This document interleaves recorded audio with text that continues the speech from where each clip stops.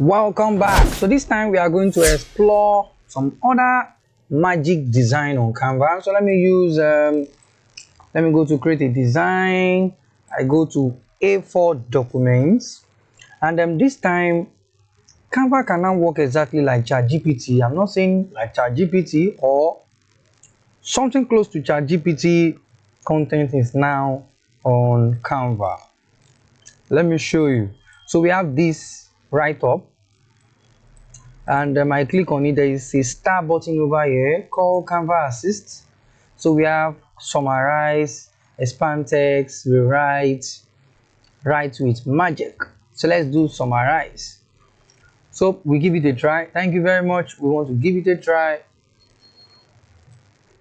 and Canva is going to summarize all of this write-up. So I summarize. Bam. It's now simple and straightforward. So with this, you can now summarize a lot of text. So you can click over it again and also expand. So we can expand the text.